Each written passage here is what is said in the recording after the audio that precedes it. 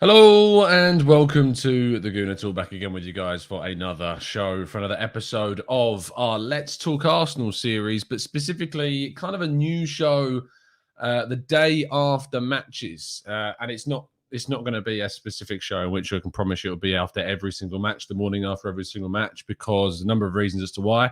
Some games I am able to do a reaction after the games on the channel, like we did last night, because my shift is as such that I can do the reaction. But sometimes, especially the evening games, so I'm working till like midnight, so I'm not going to do a reaction. So I wait and do it the next morning.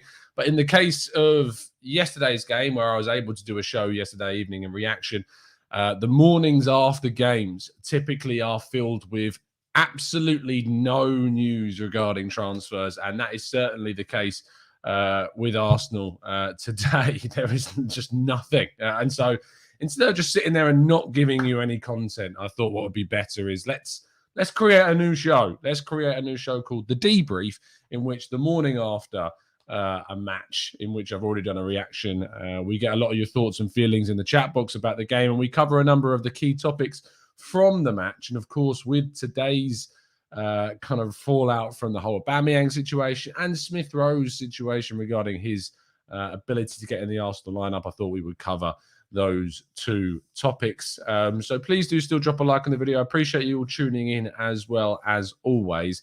And subscribe if you're new. Good morning to everybody in the chat box. We've got Kaiser, we've got Gunny, we've got Stevie, Paul, David, Matt, we've got Eugene, Aditya, we've got John, we've got Christopher, Steve, Olu, Vengerson, we've got Laszlo, we've got Canoe, we've got Black and Blanca, we've got David, Emmanuel, Steve Stone. Thank you so much, guys, for tuning in as always. A massive, massive thank you to everyone that is indeed tuning in across all the platforms. Appreciate your time.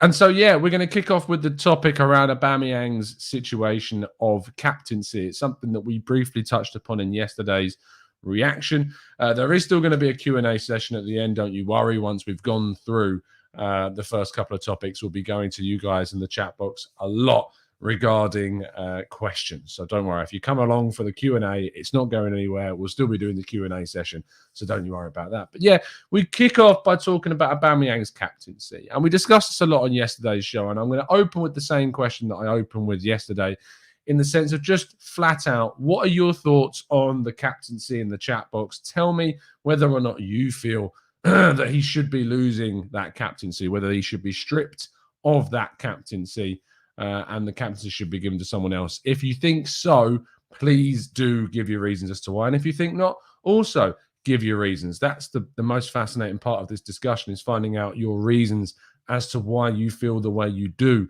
about the captaincy, and also who should take it on. If you feel like Aubameyang should be certainly attempting, or rather the club should be attempting to move on the captaincy, who should be taking it on? Good morning to everybody else that's joined us in the last few moments as well. I was sure my throat was fine. It is. You know that moment, I'm like Chris Davison. I'm getting a frog stuck in my throat. That's what it is. So whilst you're getting your ass into the chat, take a quick sip, and we'll move forward. Laszlo says, captain should lead by example, so we should be taking it off him. Social, though, pointing out if you strip him of the captaincy, he would just get it tattooed on instead. Oh, the shade being thrown in Aubameyang's direction. Yeah, I mean, look, I think it's there's a balance to the argument. If you take the captaincy off Aubameyang, what you find is you're in a situation whereby you've got an unhappy player already, turning into an even more frustrated figure in the dressing room. Is that too much of a volatile situation to do mid-season? Should it be something that you wait until the end of, say, the season, in the pre-season, to, as Neptune says there, it might create more problems? Is it whereby you need to wait and then maybe do it at the end of the season, and then you can make a decision on the player's future? If you do it now, is it too soon? It's certainly something that we need to consider. Matt G says, absolutely, he should lose the captaincy. He's not setting a good example to the rest of the team. Thomas said, Alba should not be captain. This is not the first time this has happened. Ramsdale is captain material for me. John says, once is a mistake, twice is a pattern. Should lose the captaincy and give it to Ramsdale. Very interesting. Aditya says, in opinion, we had 9+ XG last game. Do we think if dropping Aubameyang in Everton and Man United games, would we be in the top 4? Well, he was dropped for the Everton game. and we struggled. We used the exact same lineup, of course, didn't we, in that game as we did against Southampton yesterday. So I'm not sure they're as closely linked. What I would say is that seemingly we can play very well and very creatively and finish plenty of chances without Aubameyang in the team.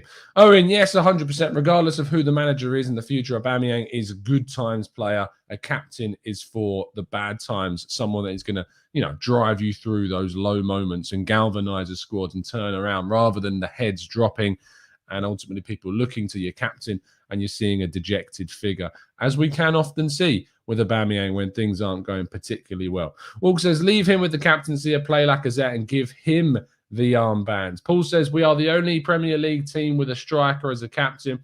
2 disciplinary issues before important games. Should lose him the captaincy. Give it to Tierney or Gabriel. Steve says, I hate to be negative about our players, but I am furious with Alba. Twice for the same offence, he has to lose the armband. No Sleep says, we need to stop this cycle of giving the captaincy to the best player in the team at the time and instead give it to the best leader. It is something that we've seen at Arsenal. I mean, do you remember Fabregas had it? Thierry Henry had it for a time. Robin van Persie had it. Now Aubameyang's got it. It does seem to me that that's a solid point, and I'm not sure it's certainly one that you need to be giving the armband to a player who is clearly the standout, because yes, they lead by example, but that's a bit, you don't need an armband to be able to lead by example, and those players never should have necessarily been the captains of the sides. I liked it when the likes of Mertesacker or Koscielny or, Tony Adams and Patrick Vieira, these figures in the sides, when they were the captains of the team. But when it's given to these types of players that are just the standout performers, if they're having a bad game, you don't tend to associate the leadership skills with those players that are going to galvanize through. And also, having a captain that's further back in the side and further back in the formation, you can actually see out into the team as well. And, you can pick out certain points that say a striker is constantly trying to look for the ball, looking over, he's thinking all about that rather than thinking about the actual leadership abilities. Alex, though, points out, he said we should wait until the summer. Then we strip him of the armband. The captain should be a stabilising influence, not another reason for worry for the manager. Give it to Tierney. Eugene says, I want a captain. I don't need the coolest captain in the world. Give it to Ødegaard. Rich says, first time you can say, okay, don't do it again. Second time, that's too far. He's 32 and he's been in the game for long enough to know better. Sorry, no excuses. Tierney or Ramsdale captains for me. Ojo says, should have been strict when he was fined. Liking Ronaldo's post. Not a bad shout. Went from missing open goals to the pitch altogether. Give the armband to Xhaka. Everyone who wears the armband becomes a villain anyways. African Theory TV says, for me, only Gabriel or Ødegaard. Their heads never drop. And Ollie says, hey, Tom, that's a good point. Lloris is the captain of Spurs, whereas Kane is the best player. Well, not this season. Gabriel's got more goals than him this season. So very, very interesting indeed. Let's move on to our second topic. Now, our second topic of the morning is, of course, Emile Smith-Rowe and how we get Smith-Rowe back into the team. And if you are watching on catch-up, make sure you are leaving your comments about Aubameyang's captaincy situation. Emile Smith-Rowe, how do you get back into the team? He sat on the bench yesterday. It was a really good-looking Arsenal side yesterday, and we played some really excellent football without him there. Scored goals, created big chances. Does he need to get back into the team? I mean, if he doesn't, then you continue with this side. You continue with the side of no Smith-Rowe. You play one of Laka or Alba up top, Martinelli, Ødegaard, Saka. For me, it's Lokonga and Partey, even maybe Lokonga and Maitland-Niles, but it doesn't have to be Partey and Xhaka. Lokonga needs to be in this team. But focusing specifically on the forward line, how do you get Smith-Rowe back into the team? Get your ideas flowing into the chat box. We'll be reading through plenty of them. But just as a possible options that I've come up with how you could get Smith-Rowe back into the team, we start off by looking specifically as the option to drop Martinelli. You just do a straight swap. Martinelli necessarily has been very, very good for us in the last few games, but plays in that left wing position. The more natural switch would be to drop Gabriel Martinelli and move Smith-Rowe back into that left wing position. However, Martinelli has been very good, as I say, and I know a lot of people don't want to see Martinelli dropped. And so therefore, you drop the striker instead. Move Martinelli into that striking position, put Smith-Rowe on the left, Saka on the right, Ødegaard, and your two midfielders behind those two. It's a very young team. In fact, the average age of this side is still around, I think, 23, which is incredibly young considering the players you got. A goalkeeper that's 23, Tomiyasu 22, Ben White 23, Gabriel 23, Tierney 24, Lokonga 22, 28-year-old Partey, 22-year-old Erdegaard, 20-year-old Saka, 21-year-old Smith Rowe, and 20-year-old Martinelli. It's an incredibly young team. And one that there could be concerns that there's not enough experienced heads in that side to push them forward. But if you're good enough, you're good enough, some people would say. The other and last option is to play a 4-3-3 system in which you play Smith Rowe and Erdegaard as your offensive eights in front of a single defensive-minded midfielder, be that Lokonga or Partey, and then you can keep your striker of Lacazette or Aubameyang and bring Martinelli into the left-hand side and Saka onto the right. They're kind of the options that I think we've got. So I'd be interested to know how you would tackle this and how you would look to get Smith Rowe back into the Arsenal team. And I mean, Black and Blanco says, do you change your winning side? Which is very good. So all I would say to that is that we didn't change a losing side against Everton. We played the same exact starting lineup and we came out of a really positive result. So there's arguments both ways. Is you say, yes, you do change your winning side to rotate, to maintain, freshness and fitness.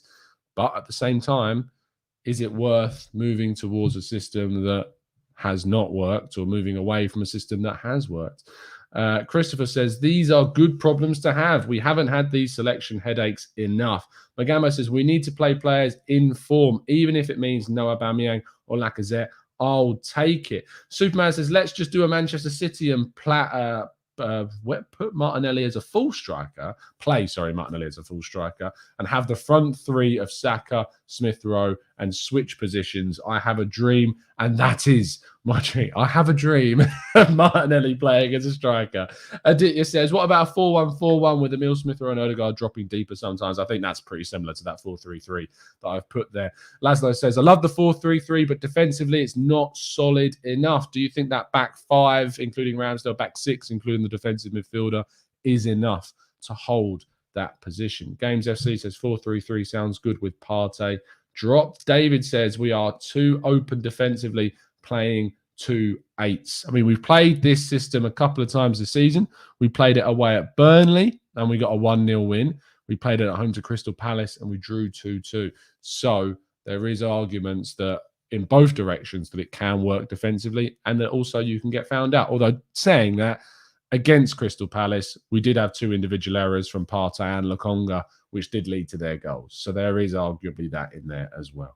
Rich says, Martinelli up front, Smith Rowe on the left. Martinelli won't get as many goals as Lacazette and Alba potentially, but he works harder and forces mistakes with his constant harrying. He never stops. I love it.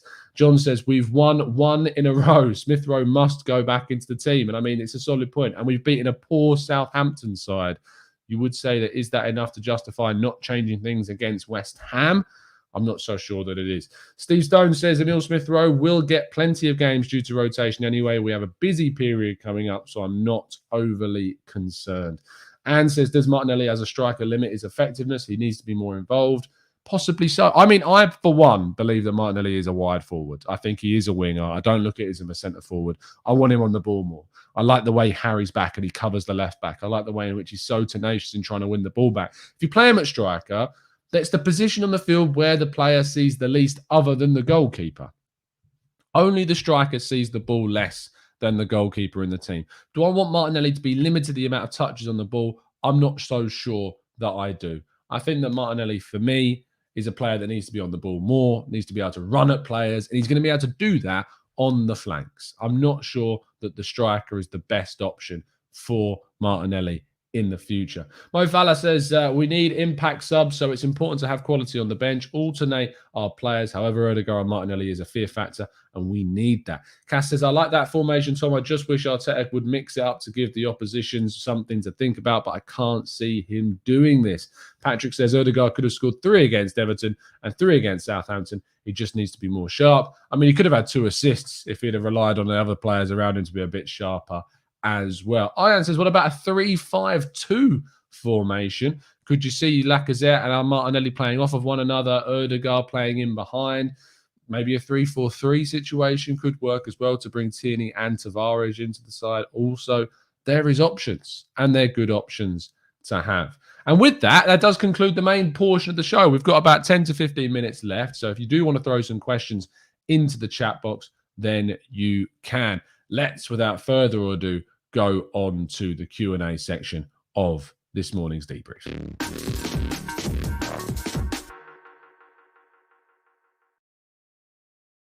Okay, let's jump into the chat box and try to go through as many of your questions as feasibly possible. I'm going to try and search through the chat box to try and get hold. Chris P says, what happened to our captains fining players for turning up 5 minutes late? How can our captain do that when he's never there? Oh, do you remember the days when you used to have fines? There was a list of fines on them, but they might still have that. And I mean, I imagine they probably still do. But when the captain's the one that's away and the captain's the one being fined, it's not setting the best example for the players around him. Black and Blanco says, who will be the top scorer this season? Oh, that's a good question. I mean, in terms of actual Arsenal's team right now, let's go and have a look at the current goal statistics of Arsenal and look at the stats. Let's go to squad statistics on Transfermarkt, detailed for this season. Goals so far this season. Gabriel has 2. Callum Chambers has 1. Bukayo Saka has 3. Thomas Partey has 1. Martin Odegaard has 4. Smith Rowe has 6. Pepe has 1. Aubameyang has 7, although saying that 3 of those were against West Brom's B team. Alexandre Lacazette has 4. Martinelli has 1. And Eddie Nketiah has 2.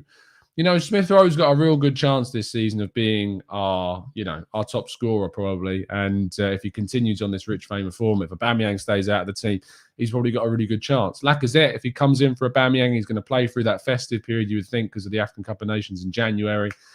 You'd expect maybe Lacazette's going to chip in with a fair few more goals. There's a chance that it could be him. It could be a brand new striker that comes in January. I still think I'd be pretty surprised if we signed someone in January in that position. But who knows? Maybe that's the position we end up going for. John Knott says, how much do we sell Aubameyang to Newcastle for in January? You can have him for 10 million. That's how much I would accept. Owen says, how much pressure does this relinquish from Arteta? That much? Not much at all, to be honest. I was encouraged by the fact that when we scored, we didn't sit back. But you're not going to see a win over Southampton, however strong it may be, turn the minds of a lot of people that have got the doubts. The Everton and Manchester United games were huge tests for Arteta that he failed. And ultimately, both of those games, there is a lot of fingers to be pointed towards the manager for those 2 results, for the team selections, for the in-game management, for the way in which we sat back after we scored in both fixtures. So I don't think that necessarily you're going to see it relinquish hardly any pressure. West Ham is a massive game. If he wins that, it relinquishes a lot of pressure. It also depends how we perform. If you win that game, if, say, West Ham drop points today, which I'm probably not going to be watching because I'm going to be watching the F1 finale today, but if he can get a result against West Ham, and by a result, I mean a win, it would do wonders for the situation. It absolutely would. It's funny how quickly things can change in this league. 1 minute you're 7th and you're out of the things, and the next minute you're back in a top 4 race if you can win your next match. It is pretty crazy. Matt says, adding a new feature to the show. I like this inventiveness, Matt. Matt's daily hypothetical. In the next 10 years, would you rather win 3 Premier League titles or 1 Champions League? 3 Premier League titles, without a shadow of a doubt. The enjoyment of winning. 1, because it means that in those 3 Premier League titles, you're going to be in that top 4 as how you're going to be playing in the Champions League. But getting those 3 Premier League titles, I mean, it takes us further away from Chelsea. You'd imagine would be title challengers in those years. It would be great to see Arsenal win Premier League titles again and be back up there. And then in the following 10 years, Matt, you could then think that Arsenal would be up there as a side capable of winning the Champions League. Absolutely, I would rather see us win the Premier League 3 times. 1300 Scarface says, switching formations means switching roles. So although in theory it sounds good, you do need to consider that some players aren't as effective in other formations. It's a very good point. Alex Inglis says, if Arteta gets top 4, do you want him to stay? I mean, if he gets top 4, there is no doubt in my mind that he deserves to stay. If you get top 4 with this side under him and all the competition that there is for those places, I don't think there is too many arguments to say that he should be sacked at that point. But right now, That's not a reality, and it's very much a hypothetical. But if he gets top 4, there's not really an argument to say that he should go, is there? That's where we would be at. Aditya says, is this Arsenal team good enough for top 4 without any transfers? The answer is no, purely on the fact that they had the 5th best squad and probably the 8th or 9th, 10th best manager in the table. We don't have enough, really. If we're performing at our agreed level, we aren't good enough for top 4 with what we've currently got because we had the 5th best squads. City, Chelsea, Liverpool, Man United are the top 4 best squads in the country. And then you've got ourselves, you've got West Ham, you've got Spurs, you've got Leicester as well. And there are teams that are underperforming at the moment, Leicester in particular. But ourselves, West Ham and Spurs are up there looking to try and get into that top 4. Man United as well, obviously, are looking to try and get to that top 4 position. But if we do get top 4 this season, it's an overachievement. If we get to 5th, that's about where we are. If we get 6th, it's what we wanted to achieve in terms of getting back into Europe, but it would be an underachievement because there shouldn't be 5 teams finishing above us. There should only really be 4. Olu says, do you think we are expecting too much from the team besides Man City? Most teams don't dominate games for 90 minutes. No, I don't think so, Olu, because I think what we're expecting is for Arsenal not to sit back once they've gone and taken a lead in games. Arsenal are a side that have, we've in the past have been strong with possession. When we've scored, we've tried to look for the next goal. We've not played like a relegation threatened side that when they score, they sit back and absorb pressure and pray they don't concede. That's what we expect. I think that's a fair expectation, is that when Arsenal score, they aren't sitting back and holding on for dear life. I don't think that's an expectation that's fair. The expectation that is fair is that Arsenal can push towards their getting kind of the second goal and killing off games. That should, especially against sides like Everton, especially away at Man United against the Man United side that have got a lot of questions about them. We should be really taking the game to the opposition. We didn't do it against Crystal Palace earlier in the season, and that cost us points as well. So I think that we need to be pushing forwards. Owen says, are you growing a beard, buying hemp trousers and turning vegan? Look, this is my sad and sorry attempt to emulate John from Miami, well, Chicago now. Look, leave me alone, Owen. If I want to try and grow it, I can try and grow it. It's not going very well, but I can try. Usually I'm used to like just this kind of, the line that goes down here. But I'm trying, and you can see a rough line. There's like a rough line there. I don't think it's going to work, but we'll see. But yes, maybe I am. Kevin says, does Pepe deserve the treatment he's getting? He's not playing, so does he deserve to play over Saka? No. So you'd say he deserves to sit on the bench behind Saka. But in terms of like criticisms, he's on the bench. I can't really criticize him until he plays now. So I haven't really been targeting Pepe in regards to just flat out, criticizing him in regards to his ability. The only things I've said about Pepe is that I don't think he should be in the team right now because he doesn't get in over Saka, and I think that's the case. If anything, I've been quite complimentary about Pepe's finishing abilities over the last couple of weeks or so. Christopher says, Tom, who do you think was our best player yesterday? For me, it was Martinelli, who was causing so many problems. It's between him and Tierney. I thought Tierney was excellent. Gabriel, I thought, was also brilliant besides the first kind of 10 minutes or so of the game. But Tierney, I thought, was really, really good on the left flank. Tomiyasu, once again, was fantastic. There was a lot of good performances. A lot of good performances. Hamish says, I don't think we tactically sit back after scoring early. Rather, it's a struggle to even cope up when the opponents move up a gear. This win proves nothing. We need to put up a show against big dogs. Look, I disagree that it proves nothing. I think there are positives you can take from the game. Tierney, Martinelli, like I've said, the fact that we didn't sit back after scoring, I think that is something that's, it's a positive. It's not any proof of, it's not proof that we're going to do that moving forwards, but it is a bit of evidence that we are capable of not sitting back and not absorbing pressure and not buckling under the pressure. So I think that was certainly something to take from it, but it doesn't prove that we've got out of our mire. Far, far, far from it. Rich says, Tom, while both Man United and Everton were unforgivable performances, is it to be expected with such a young squad? Do you think our youngsters just give too much respect to some teams? Possibly that they give too much respect, but I don't think it's, I don't think you can sit there and say, because we have a young side, we have to be okay with these performances when they happen. Because Arteta's responsible for building this team. He's responsible for playing the certain players that he plays, and he's got to get the most from them. We still, in my view, have, as I say, the 5th best squad in the table. And we should not be dropping points. We should not be losing to that Everton side. We shouldn't be. And so, therefore, I don't think I can contextualise that result. And I can't contextualise the Man United game anywhere near as much either. The only thing you can say about the United game is that we should have had a penalty on Tomiyasu. But we didn't deserve to win that game. That's for sure. Let's scroll down a little bit more, and just in case I've missed anything. Gustavo says, hey, Tom, what would you say is more important? A midfielder like Renato Sanchez, a midfielder that's always injured, maybe a Wijnaldum, or a striker? I think we have players that can score goals. It's just, at the moment, the central midfielders of Xhaka and Partey are just so off the pace and so not giving us what we did. And Xhaka's only just come back from injury, but he's not, in the last 2 games, he wasn't that great. He was just average, especially against Southampton. He was fine. He wasn't brilliant. He was just fine. Partey has been underwhelming. I do feel like a central midfielder that could progress the ball, help us retain possession, help us to push forwards once we've scored. I feel like that could be really beneficial for the team. So I would say not necessarily Renato Sanchez, but maybe a player like a Wijnaldum that can score your goals in midfield, that will demand more of his teammates, that is experienced in that position for a 6-month loan deal. That might be really beneficial. The striker is what it is. If we sign him, amazing, great, fantastic. If we don't, it's not the end of the world, because I do think we have enough to last us to at least the summer. But obviously, I prefer us to sign someone. It's obviously the preference where we are. Nicholas says, oh my God, I just woke up and I missed the show. Now I'm checking the results. Did you talk about the fact that most of the big teams won on penalties yesterday?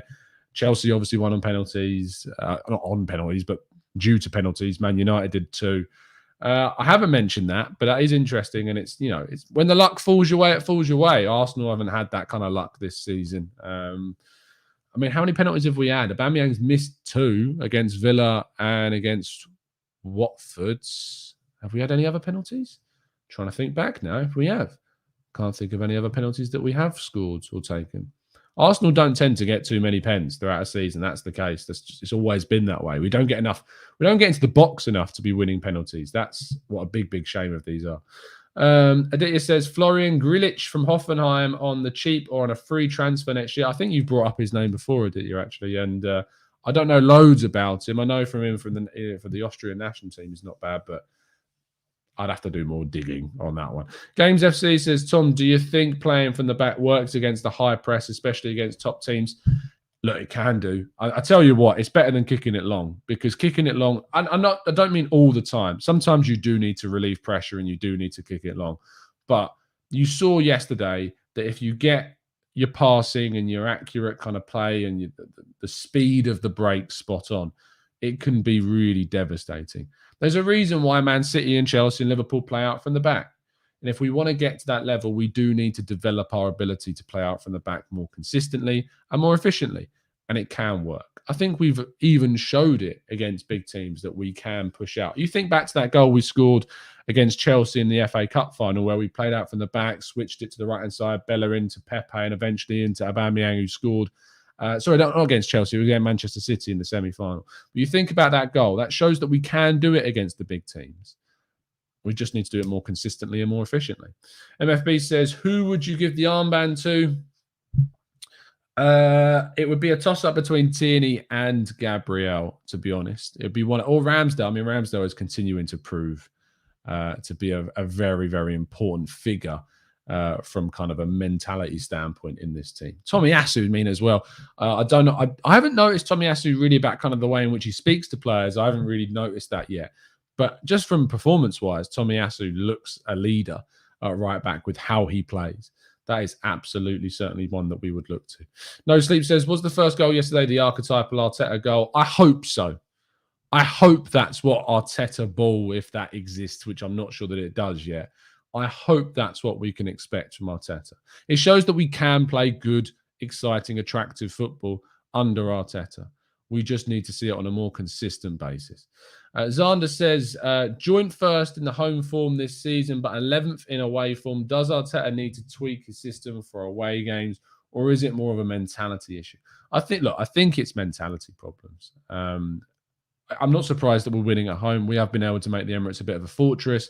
The fans, I think, at the Emirates this season have been a lot better than we have seen in previous years. You know, it's a stereotypical thing that the Emirates crowd is often defined, me being there too, with getting frustrated with the lack of noise. But it's been better this year, I feel like the Emirates has been. The Emirates have certainly got behind the players a hell of a lot more than we have seen the crowd do in the past. Being at games myself this season, I've noticed that there's been a change in the way in which we really get behind this side. I think it was James that said 2 days ago when I chatted to him, James Mayer TV, that there's something kind of likable about this Arsenal squad at the moment. Put the manager to one side, there is something really likable about this squad. There's not many players that I don't like. Like, there's not many players that I am really frustrated with. And most of them are the senior players, like Aubameyang, Xhaka, to a lesser extent Partey, or I'm hoping is the quality and the ability to come out of this kind of rough run of form.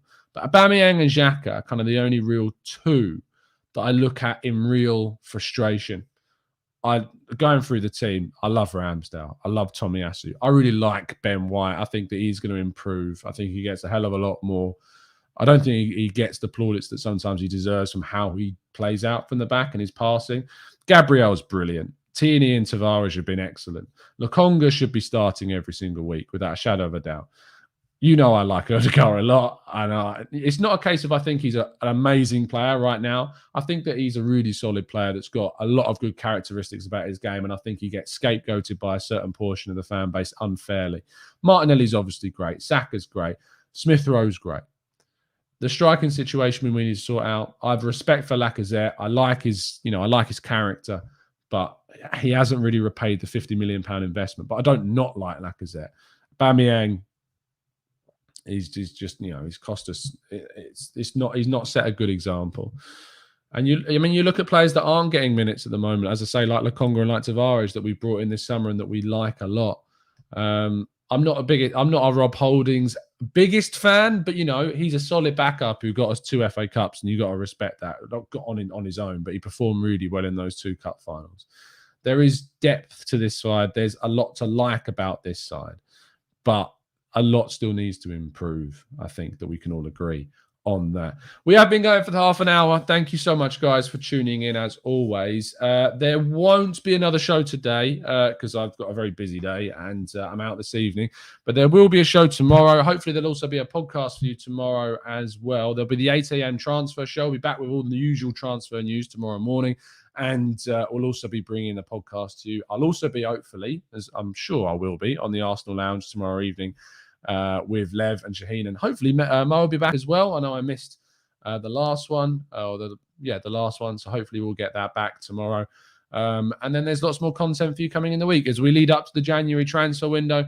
There will be more links to players that we have not been linked to, and therefore we will need to cover plenty of them through some tactical breakdowns. So make sure you stick around for that. Make sure you're subscribed for all the content, and make sure you're also following the Arsenal Way. There's plenty of content. You can check out my reaction with Hush after the game yesterday, a very raw, immediate reaction after the game too.